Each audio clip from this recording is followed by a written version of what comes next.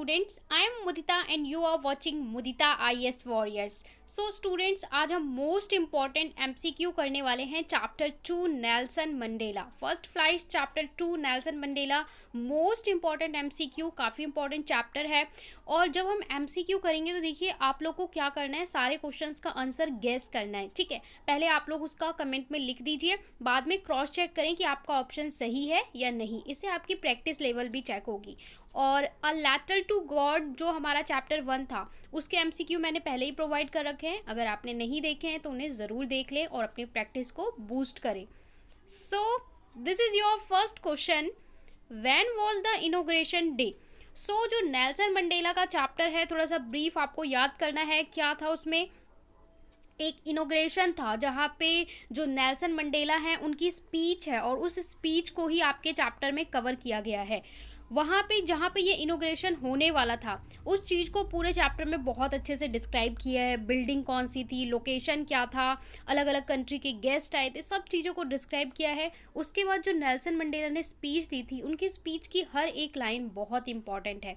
Okay, सो यहाँ पे है ऑप्शन ए है 10 मई, 10 मार्च, 20 मई, 20 मार्च। देखिए, जब ये क्वेश्चन आपका सब्जेक्टिव पेपर होता था तब भी ये क्वेश्चन इंपॉर्टेंट था, ऑब्जेक्टिव पेपर है तो भी ये क्वेश्चन इंपॉर्टेंट है। तो इसका ऑप्शन आप लोगों ने गेस कर लिया होगा, आई होप ए, बी, सी या डी। सो इसका करेक्ट आंसर है ऑप्शन ए, 10 मई। ओके, 10 मई, इस डेट को आप एग्जैक्टली अपने दिमाग में छाप लीजिए, 10 मई। ठीक है, 10 तो कई बार याद रहता है, बच्चे मई में कंफ्यूज हो जाते हैं, तो एग्जैक्टली आपको याद रखना है 10 और मई का महीना है। ऑप्शन ए इसका करेक्ट है, आप लोग चेक कर लेंगे। हम चलते हैं नेक्स्ट क्वेश्चन पे। Okay, how many deputy president were elected. So आपको ये भी पता होना चाहिए कि उनकी पार्टी का नाम क्या था, कितने डिप्टी प्रेसिडेंट चुने गए थे, कितने प्रेसिडेंट, और ईयर कौन सा था, सारी चीज़ें आपको पता होनी चाहिए। सो कितने डिप्टी प्रेसिडेंट थे, option A 2, option B 3, option C 1, option D none. So ये भी आपको एग्जैक्टली पता होना चाहिए, बहुत आपको माइन्यूट डिटेल्स भी सारी पता होनी चाहिए। सो अगेन इसका आंसर क्या होगा, यस आप लोगों ने गेस कर लिया होगा, इसका आंसर है ए 2 डिप्टी हमारे डिप्टी प्रेसिडेंट्स इलेक्ट किए गए थे। ठीक है जी, चलिए come to the next question. What change brought international leader to South Africa. क्या चेंज था, end of apartheid, option B humanity, option C peace, option D trade negotiation. तो यहाँ पे करेक्ट ऑप्शन क्या होने वाला है, आप लोग फटाफट से इसे गेस करके बताएंगे क्या हो रहा था, क्या चेंज था। सो इसका आंसर क्या होगा, आई होप आप सभी ने 1 2 3 गेस कर लिया होगा। इसका आंसर होगा option A, and of apartheid. Apartheid का मतलब क्या होता है, रंग भेद, रंग के आधार पे जो भेदभाव होता है उसको हम बोलते हैं अपार्थेड। तो अपार्थेड पॉलिसी के अगेंस्ट ही उनका पूरा लड़ाई था, उनका पूरा संघर्ष था, क्योंकि उन्होंने बचपन से ही इस चीज़ को देखा है, और जो उनका पूरा जो लड़ाई था वो इसी सिस्टम के खिलाफ था। ठीक है, रेशियल डिस्क्रिमिनेशन, कि वो बोलते हैं कि भाई ये तो डिज़ास्टर है, ह्यूमन डिज़ास्टर है कि कलर को लेकर, किसी के स्किन कलर को लेकर डिस्क्रिमिनेशन किया जाए। ओके, सो इसका आंसर हमारा क्या हो जाएगा, ऑप्शन ए। चलिए come to the next question. Next question है हमारा, what was it that the nation needed to be liberated from. So यहाँ पे क्या आंसर होगा, पोवर्टी, जेंडर डिस्क्रिमिनेशन, डिप्रीवेशन या all of the above. So question समझिए, what was it that nation needed to be liberated from. Liberated from में nation में क्या चीज़ें दूर होनी चाहिए।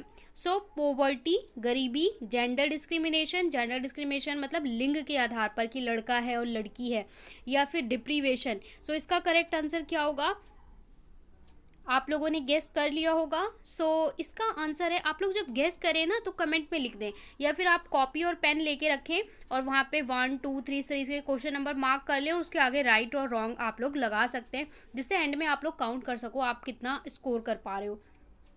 इसका आंसर होगा डी। ठीक है, वो एक ऐसे नेशन की कल्पना करते हैं जहाँ पे ये सारी चीज़ों को दूर किया जा सकते हैं, पोवर्टी को, gender discrimination, racial discrimination. Okay, so इसका आंसर क्या होगा, फोर्थ का डी। चलिए नेक्स्ट क्वेश्चन है, the spectacular array of South African jet was a display of? So, option A, military precision. Option B, military loyalty to democracy. None of the above, both first and second. So, इसका answer क्या होगा आप लोग को बताना है जल्दी से. होप आप सभी ने गेस कर लिया हो. तो इसका आंसर होगा बोथ 1 एंड डी, यानी military precision and military loyalty to democracy. So अगर इन दोनों ऑप्शन में से कोई एक ही ऑप्शन आपको मिलता है तो वो आंसर करेक्ट होगा, और अगर आपको दोनों ऑप्शन दिया जाता है तो आपका ये option D, both first and second are correct. Okay, इसके बाद नेक्स्ट क्वेश्चन पे चलते हैं. क्वेश्चन नंबर 6 पे, the structure they created form the basis of one of the harshest, most inhumane societies the world has ever known. What structure is Mandela talking about? किस structure के बारे में Mandela ये बोल रहे हैं? Racial domination against the black skin, poverty and suffering, discrimination against the poor, oppressor of women. तो यहाँ पे किसके बारे में, वो किस स्ट्रक्चर की बात कर रहे हैं? यहाँ पे ऐसे बहुत सारे क्वेश्चन आपसे पुट किए जा सकते हैं कि इस लाइन में मंडेला किस बारे में बात कर रहे हैं. तो उनकी स्पीच वाला जो पैराग्राफ है उसको आप बहुत केयरफुली पढ़ें. ओके, सो यहाँ पे आपका क्या होगा, इसका आंसर होगा A, racial domination against the black skin. Black skin को लेकर जो डिस्क्रिमिनेशन था उसके बारे में बोल रहे हैं. Option A is the correct answer. Come to the next question, what unintended effect did the decade of oppression and brutally had? So इसका आंसर क्या होगा? Option A, created man of extraordinary courage, wisdom and generosity, poverty and suffering, boycott from foreign nation, both second and third. So question number 7 का हमारा क्या होगा ये आपको बताना है. सो 7 के लिए हमारा आंसर होगा option number A, created man of extraordinary courage. Extraordinary courage, wisdom और generosity. So option A is the correct answer. I hope आपने इसे नोट कर लिया होगा और अपने आंसर से चेक कर लिया होगा. Come to the next question. Question 8, what did Mandela learn about courage? Courage से मंडेला ने क्या सीखा? 8 का ऑप्शन, ये हमने वर्कशीट में भी पढ़ा था. It is a absence of fear, it is triumph over fear, both first and second, none of the above. So ये क्वेश्चन जब हमने स्टोरी पढ़ी थी और आपका वर्कशीट में भी चैप्टर पढ़ाया गया था तो भी ये क्वेश्चन हमने किया था. सो इसका आंसर आप लोग दे सकते हैं. इसका होगा option B, it is the triumph over fear. Okay, जब भी आपसे वो पूछेगा कि करेज का मंडेला ने करेज से क्या सीखा, करेज का क्या मीन है, तो ये इसका एग्जैक्ट आंसर होगा बी. नेक्स्ट क्वेश्चन में बोल रहा है, वाई वर 2 नेशनल एंथम संग? क्यों 2 नेशनल एंथम थे? सो इसका आंसर भी आप लोग को मिल जाएगा, बहुत आसान. To imply unity, to mark the end of racial discrimination, to mark the end of gender discrimination, both first and second. So question 9. So why were 2 national anthem sung? So इसका answer क्या होगा 9th का? इसका answer होगा D, that mean both first and second, that mean to imply unity, to mark the end of racial discrimination. That's why answer is option number D. Question 10, what realisation did Mandela have of his boyhood freedom? So इसका answer क्या होगा? It is just an illusion, he was born free.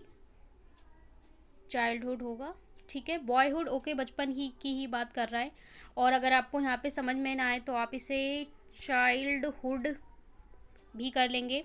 Freedom was meant for kids, he had no realisation. ये भी topic हमने worksheet में cover किया था. सो इसके लिए आपका क्या आंसर होगा? सो इसके लिए आपका आंसर होगा option A, it is just an illusion.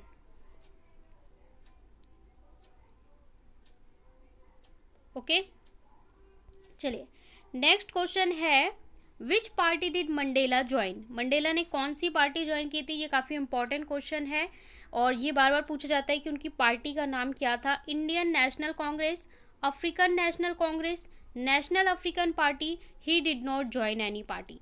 सो इसका आंसर क्या होगा आप लोग मुझे बताएंगे। आप लोगों ने कमेंट कर दिया होगा अफ्रीकन नेशनल कांग्रेस। उनकी पार्टी का नाम क्या था? African National Congress. सो उनकी पार्टी का नाम आप लोग को पता होना चाहिए। अगले क्वेश्चन में बोल रहा है who according to Mandela is not free.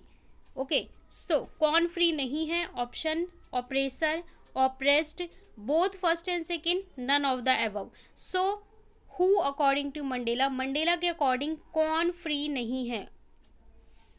सो इसका आंसर क्या होगा? इसका आंसर होगा both first and second, oppressor और ऑपरेस्ड। मतलब जिस पे अत्याचार किया जा रहा है और जो कर रहा है, ठीक है, वो कहते हैं जो कर रहा है और जिस पे किया जा रहा है, बोथ ए एंड बी दोनों ही फ्री नहीं है। क्योंकि जो कर रहा है उसकी मेंटेलिटी ऐसी है, उसको ऐसी मेंटेलिटी में तैयार किया गया है, उसे नफरत सिखाया गया है, और जो सह रहा है वो भी फ्री नहीं है। इसलिए दोनों को आज़ाद करने की ज़रूरत है, ठीक है। इसके बाद नेक्स्ट क्वेश्चन है what does depth of oppression create. So oppressions create, what does depth of oppression create? 13। Option A oppressed, option B height of character, option C poverty, option D lack of freedom. So correct answer क्या होगा यहाँ पे? आई hope आप लोगों ने guess कर लिया होगा। So 13 option B height of character. Okay, option B is the correct answer. इसके बाद नेक्स्ट क्वेश्चन पे हम चलेंगे, क्वेश्चन नंबर 14। 14 में हमसे बोल रहा है what is a countries greatest wealth. किसी भी कंट्री का सबसे बड़ा वेल्थ, उसका धन क्या होता है? It's mineral, it's people, it's technology, none of the above. So correct answer क्या होगा? इसका आप सभी आंसर बता सकते हो। किसी भी समाज का, किसी भी कंट्री का सबसे इम्पॉर्टेंट थिंग, सबसे इम्पॉर्टेंट आप कह सकते हो धन क्या है, प्रॉपर्टी क्या है? वहाँ का मिनरल्स, वहाँ के लोग, वहाँ की टेक्नोलॉजी, या नन ऑफ द अबव। सो इसका आंसर आप अपने जनरल बिहाफ पे दे सकते हो, ऑप्शन बी इट्स पीपल। कोई भी देश किससे बनता है? लोगों से बनता है। अगर यहाँ पे लोग ही ना हो तो क्या होगा उस मिनरल्स का, क्या होगा वहाँ की टेक्नोलॉजी का? टेक्नोलॉजी तो तभी डेवलप होती है जब यहाँ पे लोग होते हैं। तो लोग ही धन है, जो हम संसाधन पढ़ते हैं ना, तो पीपल ही रिसोर्स है, people as a resource, people ही रिसोर्स है, पीपल ही धन है। तो it's people. Okay, B is the correct answer. इसके बाद नेक्स्ट क्वेश्चन में हमसे पूछ रहा है which day was the largest gathering of international leaders on South African soil. South Africa की सॉइल में इंटरनेशनल लीडर्स किस दिन कलेक्ट हुए थे for the installation of South Africa first democratic non racial government. पहली साउथ अफ्रीका की first non racial government और democratic government के लिए कौन सा वो डे था जो इंटरनेशनल लीडर्स वहाँ पे कलेक्ट हुए थे? 9th में, 10th में, 11th में या 12th में? सो करेक्ट आंसर, क्वेश्चन एक ही क्वेश्चन को अलग अलग तरीके से वो आपसे पूछ सकता है। सो इसका आंसर आपको बताना है। इसका आंसर आप लोग बता सकते हैं, बिल्कुल बता सकते हैं, इसका हमने डिस्कस भी किया है। Option B 10th of May. Okay, इसके बाद नेक्स्ट क्वेश्चन पे चलते हैं which flame can be hidden but never extinguish. वो कौन सी फ्लेम है, वो कौन सी एक चिंगारी है, आग है जो हिडन बट नेवर एक्सटिंग्विश, उसे वो छुपाई जा सकती है लेकिन ख़त्म नहीं हो सकती? Man's love, man's natural way, man's goodness, none of the above. So 16 का आप बताइए क्या आंसर होगा? सो इसका आंसर क्या होगा? Man's goodness. जो अच्छाई है इंसान के अंदर की, जो अच्छाई है, मंडेला कहते हैं जो अच्छाई है वो छुप सकती है, उसे छुपाया जा सकता है। हम अपने जो हमारी बुरी आदतें हैं, बुरा बिहेवियर है, उससे हम अपनी अच्छाई को छुपा सकते हैं, लेकिन अच्छाई कभी भी ख़त्म नहीं हो सकती। क्योंकि अगर अच्छाई ख़त्म हो गई तो दुनिया ख़त्म हो जाएगी।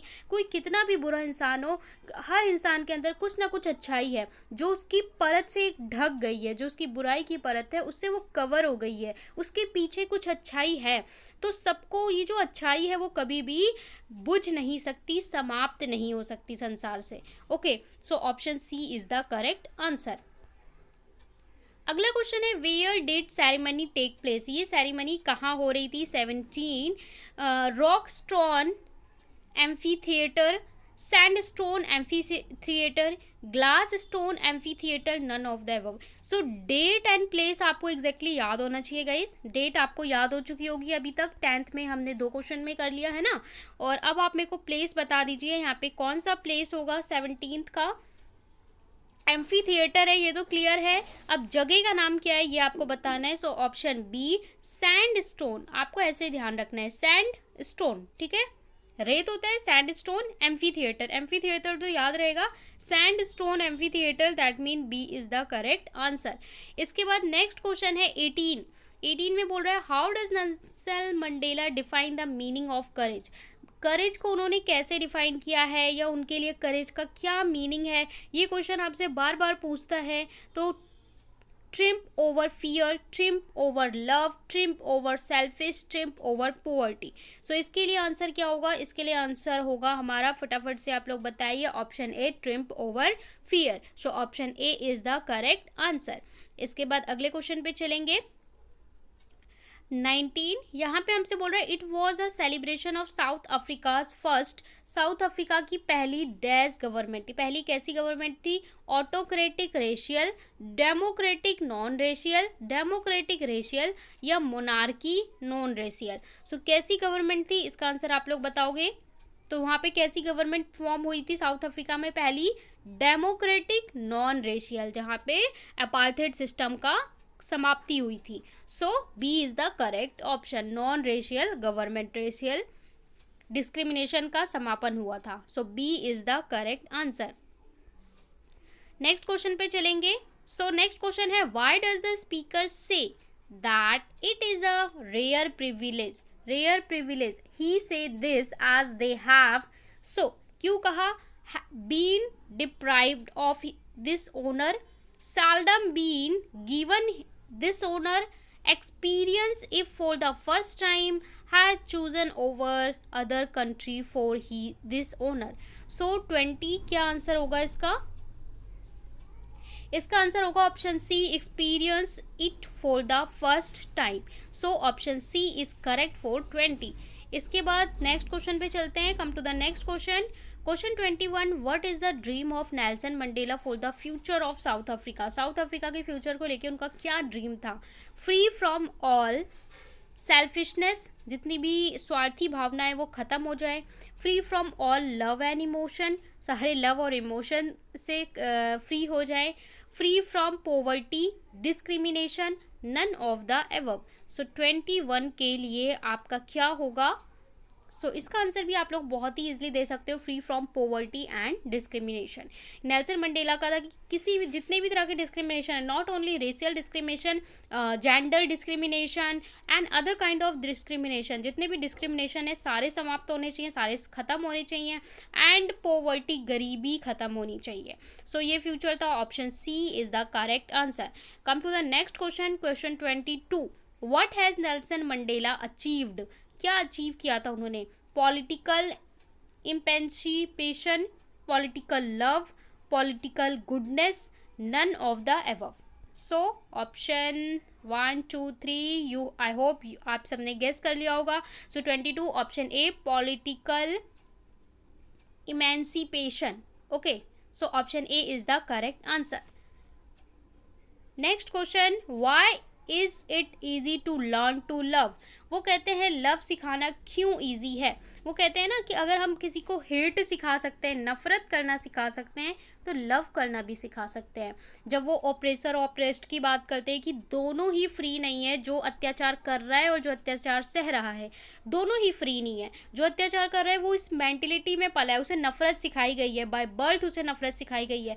तो हेट अगर सिखाया जा सकता है, हेट अगर पढ़ाया जा सकता है, सिखाया जा सकता है किसी को, तो प्यार भी तो सिखाया जा सकता है। तो why is it easy to learn love, love सिखाना आसान क्यों है, because it comes naturally, because they are less in number, because you have will to do, none of the above. So correct answer 23 का क्या होगा, because it come naturally. वो कहते हैं कि भाई अगर आप नफरत सिखा सकते हो तो प्यार तो और भी आसानी से सिखा सकते हो। क्यों, क्योंकि लव कम्स नेचुरली, लव तो ह्यूमन का बेसिक नेचर है, हर किसी को लव पसंद है, हमारा बेसिक नेचर तो लव है। हेट तो हमारे अगेंस्ट है, तो अगर आप हेट जो हमारे अगेंस्ट है उसे सिखा सकते हो तो लव तो बहुत नेचुरली सिखाया जा सकता है।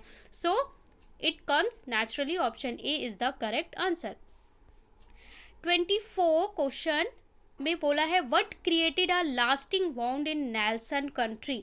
सो what created lasting wound? So इसका आंसर क्या होगा? Option A the policy of fighting, the policy of economic backwardness, option C the policy of apartheid, none of the above. So 24, I hope आप सभी ने गेस कर लिया होगा, बहुत easy. Option C the policy of apartheid. 24. Come to the next question. How did Mandela hunger for freedom change his life?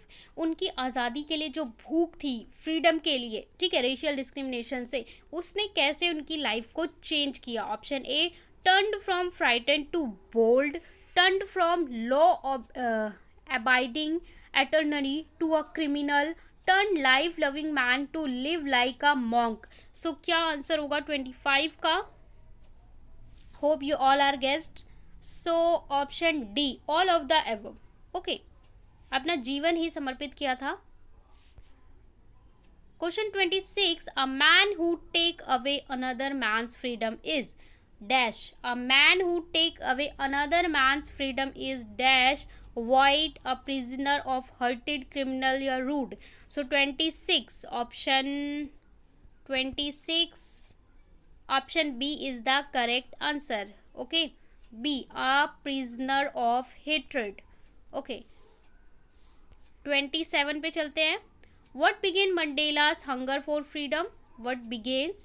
The fact that it had already been taken away from him. Option B, obligation towards people, his obligation towards family, he was born to fight. So 27, option क्या होगा इसका? Option A the fact that it had already been taken from him. So option A is the correct answer. Okay, next question पे चलते हैं. Question number 28. What was man's obligation in life? यहाँ पे वो obligation की बात करते हैं तो उनका क्या ऑब्लिगेशन होना चाहिए लोगों का? Obligation to people, obligation to family, obligation to God, both first and second. So correct answer क्या होगा? ये टॉपिक भी हमने किया था वर्कशीट में 28. सो इसका आंसर क्या होगा? सो इसका आंसर होगा D both first and second. यानी वो बोलते हैं हर इंसान के लाइफ में दो ऑब्लिगेशन होते हैं. एक ऑब्लिगेशन टुवार्ड्स देयर फैमिली, अपनी फैमिली को लेके, और एक होता है उनका पीपल या फिर आप कह सकते हो सोसाइटी के लिए, समाज के लिए. एक अपना परिवार के लिए और एक अपना समाज के लिए, लोगों के लिए, देश के लिए. सो दो तरह के ऑब्लिगेशन होने चाहिए. So both first and second, option D is the correct answer.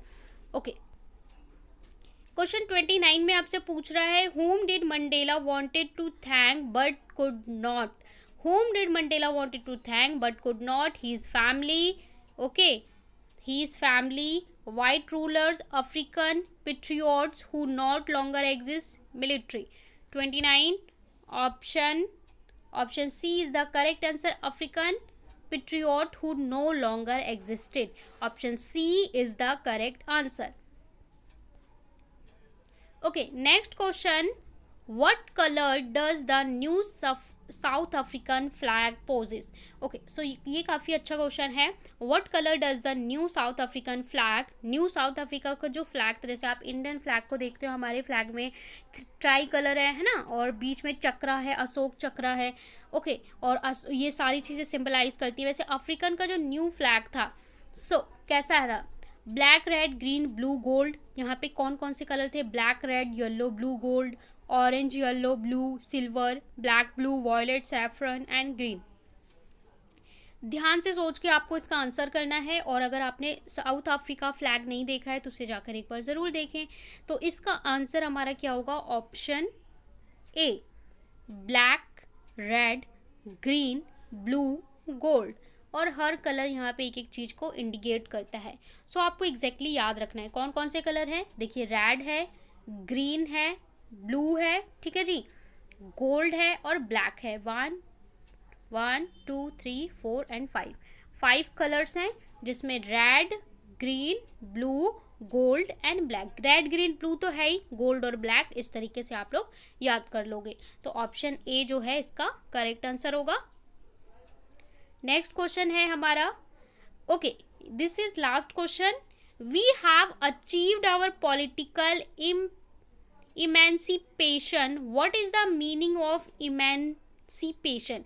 यहाँ पे सेलेक्टेड क्वेश्चन लिए, क्वेश्चन कम है लेकिन क्वालिटी क्वेश्चन है, अच्छे क्वेश्चन हैं। सो आपको इसमें से ज़रूर एग्जाम में देखने को मिल सकता है और यहाँ से आपका ज़रूर बेनिफिट होगा।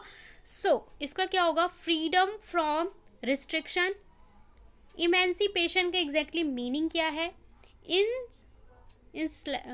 इंसेल्वमेंट, slavery, both second and third. यहाँ पे आपको ऑप्शन बताना है और इससे क्या होगा कि इससे आपका, अगर आपको पैसेज देता है तो पैसेज में से भी क्वेश्चन पूछता है, तो यहाँ पे आपको सिनोनिम पूछ लेगा कि इसका सिनोनिम क्या है या एंटोनिम क्या है। आपको मीनिंग पता होगा तो आप इजिली इसका आंसर बता पाओगे। Okay, so we have achieved our political emancipation. What is the meaning of emancipation? इसका आंसर क्या होगा, फ्रीडम फ्रॉम रिस्ट्रिक्शन। तो आपसे यहाँ पे मीनिंग बोल रहा है, मीनिंग के बदले ये आपसे सिनोनिम भी बोल सकता है, सिनोनिम मतलब पर्याय। फ्रीडम फ्रॉम रिस्ट्रिक्शन, ठीक है, ऑप्शन ए इसका सही आंसर होगा। ये थे हमारे सारे क्वेश्चन। आई होप आपने अच्छे से एंजॉय किया होगा और आपकी रिवीजन अच्छे से होगी। तो चैनल को ज़रूर सब्सक्राइब कर लें और अगर आपको समझ में आता है तो वीडियो को लाइक करें, शेयर करें और अपने फ्रेंड्स के साथ शेयर करके कमेंट करना ना भूलें।